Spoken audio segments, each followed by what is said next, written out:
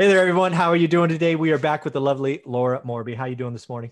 I'm doing great. How are you I'm doing? doing very well. So again, I want to thank you. This is, I think, our third or fourth week together. You now are part of the expert series. You have your own playlist. So thank you for being with us every Sunday.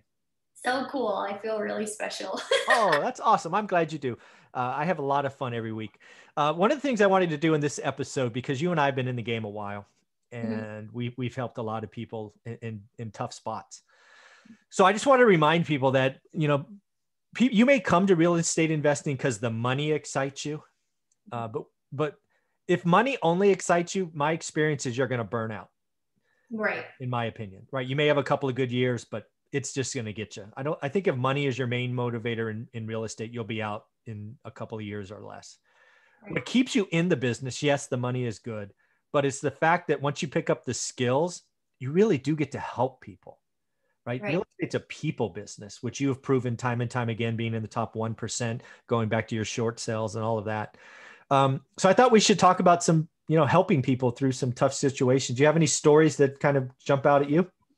Oh my gosh, I have so many. But one of the ones that I was thinking of was so we purchased a home from um, someone who had committed suicide in the property. Mm-hmm. And it was, a probate lead. That's a really good thing to do Mm-hmm. as well to add to your business is to go make some relationships with probate attorneys. Yep. It's really sad, but it's really fulfilling. So we purchased a home from someone who had committed suicide, and that majorly hits home with pace because that's happened to him and his family. And so, you're dealing with crime scene, like cleanup people. Mm-hmm. And the guy who was the executor of the state was a guy who lived in California, Mm-hmm. just a friend. And so it was just really sad because the homeowner didn't have, any family. And this was his friend that he left everything to. And his friend was like, you know, obviously it's hard for him, but he's in California. He doesn't have a lot of money to come in and out. So we ended up paying for the probate. And then the other thing that he was having a hard time with was, going through his stuff and deciding what to keep and what to get rid of and like what his friend wanted him to keep. Mm. And so we ended up also coordinating with an estate sale person to come in and pick stuff out that was valuable and help sell it for him and take stuff that he wanted to keep and deliver it to California for him. And Mm-hmm. then the last thing was he didn't have any money to do anything with his body. So his body was just sitting at a morgue, wait, and it'll sit there for years. They can't do anything with the body unless, they have the right to do anything with it. So we ended up paying to have him cremated, and it's yeah. I mean, I'm sure you've done stuff like that Mm-hmm. too, where you just, and the reason why he sold to us, of course, rather than to someone else is, because we cared to go the extra mile. And yeah, it took a lot of time, especially with the estate sale. Those are always Yeah. tough to pull off. But it was worth it. And he's such a nice guy. And I think about that all the time. I think about, the guy that passed away and stuff. And Mm-hmm. I know, and, knowing that we did him right, Yeah. so. Yeah. One of the opportunities that I closed well, I guess it wasn't this year, but in the last 12 months, so I guess it was last year, but the last 12 months was a similar situation. Wasn't a suicide in this case, just, life, right? The owner passed away. They lived in the house. It was like 52 years or something. Yeah. And, their family, I think there was 8 kids, Mm-hmm. 7 or 8 kids, as I recall. And, between them, they weren't in a situation where they could do enough to take care of the house, and similar situation. Right. And Yeah. unfortunately, during the pandemic, everything slowed down. Right. Right. Right. So Yeah. now the house once the house became known as being vacant, it was Mm-hmm. a target. Yeah.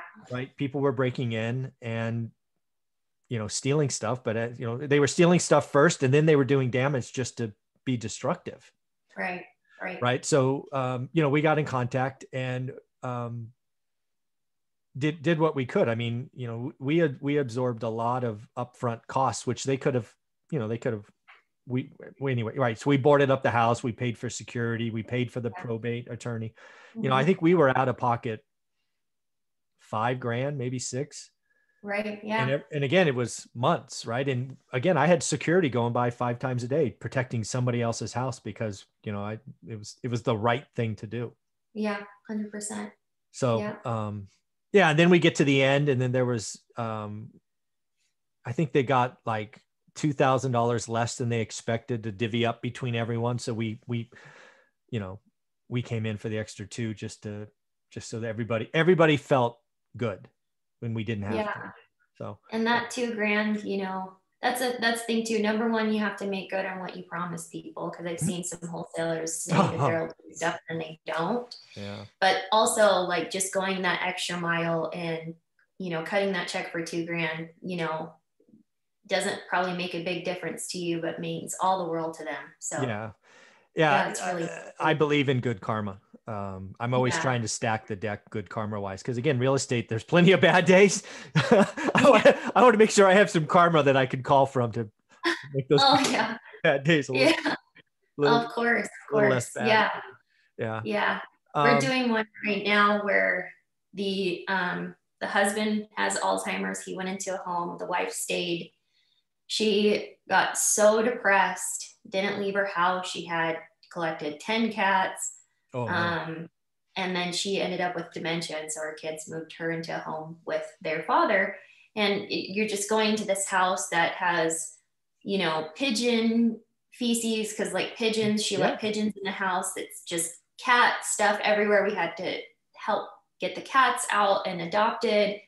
That's the other thing too, is like you'll probably have to facilitate a lot of pet adoptions. I Yes. never realized that, but that's super common for people to either not be able to take them or Yep. sadly leave them behind, which is Yes. terrible. Oh, It breaks your heart when you see that, but that happens actually kind of a lot. But we, it's still like, even though it's covered in cat hair and feces and pigeons and stuff, it's a time capsule, and it's just interesting to like walk through their house and see all these clothes and pictures and stuff from the husband being in the army and stuff. mm-hmm. And so rather than going through and demoing it, we went over there and took a couple boxes and put together things like report cards and photos and, his army stuff, and put it together in a box for the kids. And then I took behind the refrigerator, where the refrigerator was, the wallpaper from the 70s still looked pretty good. The rest of it had been splattered with food and stuff from the years. They actually cut out a little piece of it, and I'm going to put it in a, little frame. That's awesome. And put it in the house once we list it. And then we'll invite the kids to come back, because that's where they grew up, and see what we did to the house, and, show them, the place where they called home. And, it's just like doing those little things, which are like super sweet, and just, because it's someone, that's the thing that sometimes we forget. We're like, oh, it's a business, it's not emotional for me. But, this is someone's whole life that you're, and a lot of times, not just that, like their largest investment. So, oh, for sure. Yeah. I mean, cats, that brought up a story of mine. What is it about cats? I mean, I love dogs, but cats, my God, they can really wreck a house. That's for sure. yeah, they really can. Yeah. Yes. So I remember Yeah. I called it the cat house. We got in contact. It was a little small 2 bedroom, 1 bath, like 780 square foot house. It was basically overrun with cats, and the owner, it was a lady. She tried to do her best to take care of it, but she couldn't. So we basically worked out an agreement where I bought the house and she could live in it until she passed. And that was like 7 or 8 years ago. And she's still going strong. So I hope she stays there another 70 years or whatever it is. I don't care. But yeah, we worked out an agreement that was fair for both sides. And I let her live there. We spent probably 15 grand remodeling it, helping get rid of the cats, adoptions and all of that. But yeah, she pays less rent than she used to pay on a mortgage. But again, it's doing the right thing. So she just didn't have any money. She didn't qualify for a mortgage. She didn't want to do a reverse mortgage, which, is predatory in many cases. So a friend of a friend made contact, and I'm like, well, this is not going to be a great short-term investment for me. I'll probably break even. I have, I guess, 15 grand tied up in it. but it was the right thing to do, right? I would have wanted somebody, what I thought when I did that deal is I would want somebody to do this for my mom.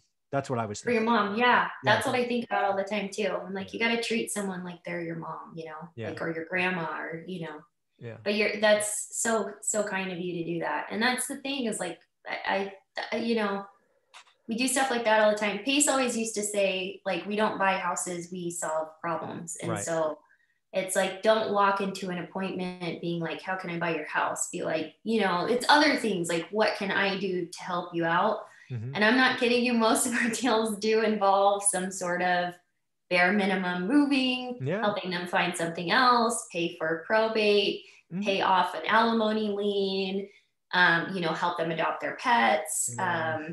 Just there's always something extra that we end up doing, which you know, that's what makes them, you know, I don't know. It's really, it's emotional income. So it's not just about like monetary income. You get emotional income from this as well. Yeah. I call it karma. You're just stacking good karma.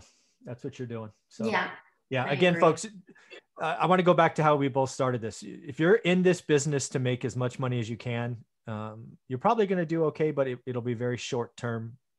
You'll get washed out because you'll ruin relationships. Deal flow will fall down if you just take advantage of everyone. But if you put it out there, you do good karma, you do the right things. It's amazing how that will attract other deals to you going forward. And good karma is never a bad thing, right?